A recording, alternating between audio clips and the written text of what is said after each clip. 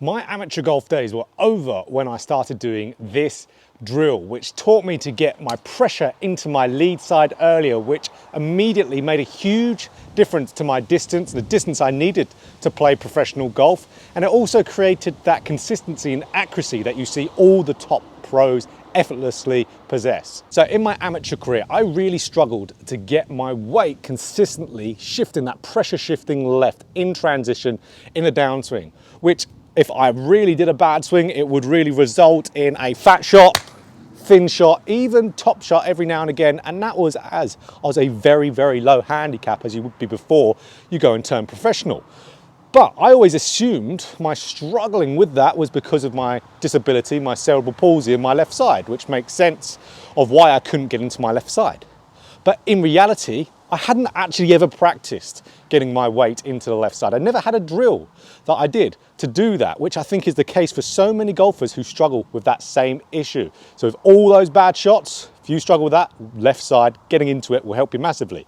But that's where my coach at the time came into it with two brilliant drills and a great progression that I worked off that made me turn pro, and that you can work off and drop your scores massively. So guys, brilliant news. My courses are now available on the Skillist website. So you don't have to go and purchase them and watch them on your app. On a small phone, you can go onto your desktop, purchase and watch the courses on the Skillist site. So whether it's the ultimate guide to rotation in the downswing, the ultimate guide to fixing your over the top, or the complete guide to shallowing the golf club, they are all there on the Skillist website. So all you have to do is go to the Skillist site, click on courses, and there you can see the courses right there.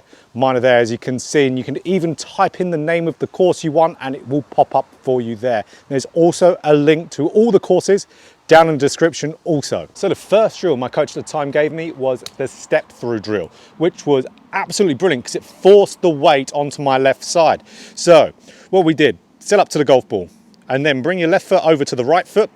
And then as soon as you start taking that club back, you move your left foot over. You're shifting that weight, you're planting that left foot back and getting that pressure shifting ultra early. And that straight away was amazing. So just like so.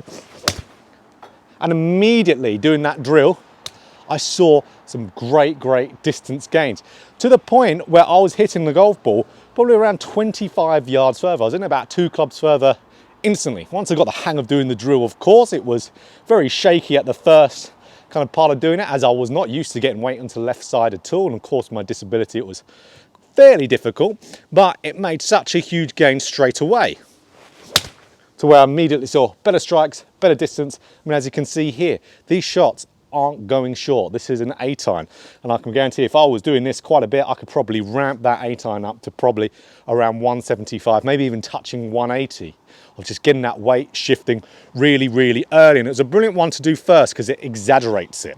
It gets you doing it way earlier, that weight shift, than you would generally do it in a swing. You have to exaggerate to get this move in there. So great one for you out there who really struggle with weight shift, the classic step through drill. Now, the next drill was incredibly tough for me to do, but this was the drill that got me from integrating that step through drill into a normal swing. So what we did a pause drill. So just a stereotypical pause drill where we're getting up to the top, pausing for a second or two, and then swinging through and hitting the shot. So why we did that drill is because after doing a bunch of the step through, I would start to feel that weight getting into my left side. And when I was pausing at the top, it was giving me time to then initiate that pressure shift going into the lead side. So it kind of really isolated that area to where then I could more accurately get that movement happening in transition. So I could really feel that pressure getting into the lead side. So nice pause and then swinging through. So actually helped me massively with my rushing move I had in the downswing at the time. I got really quick with the hands and arms, also helped with that. But when I started doing this drill, I immediately missed the golf ball. And at the time, as I said, I was a very low handicap at the time. So missing the golf ball at that time is not a great thing after a drill, which is why I say to you, so many people, that hitting the ball bad at the start of doing a drill is very normal. It's a sign that you need to work on whatever it is.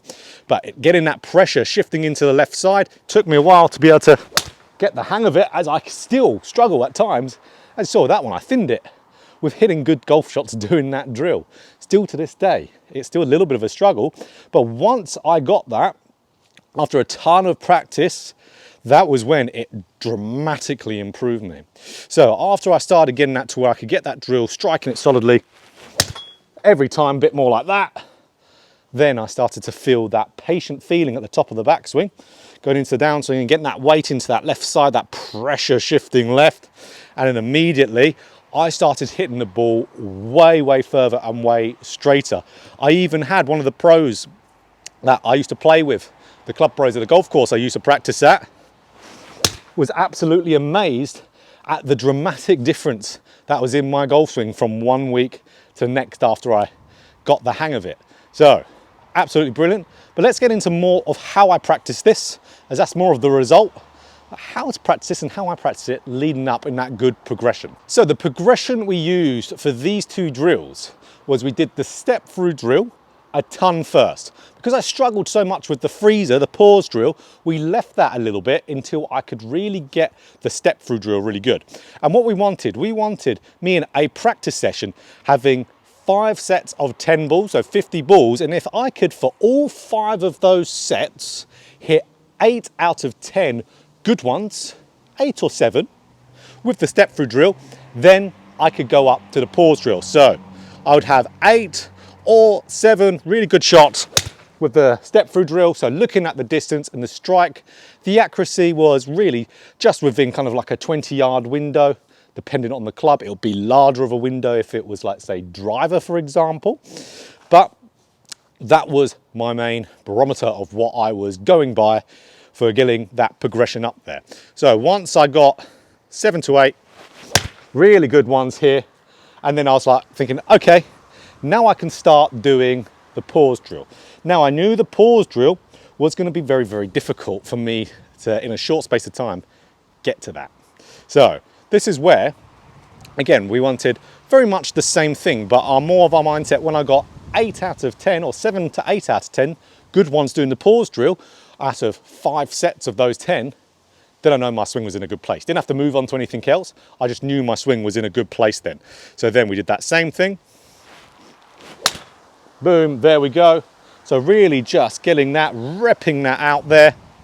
And here being fairly early-ish in the morning in the UK, I'm not warmed up, so I'm not getting onto my left side very well. That tells you, faults do linger in your golf swing for quite a while. As soon as I hit some balls, I'm going to get on that left side absolutely fine. There we go, which is why it's so important to warm up before you go play.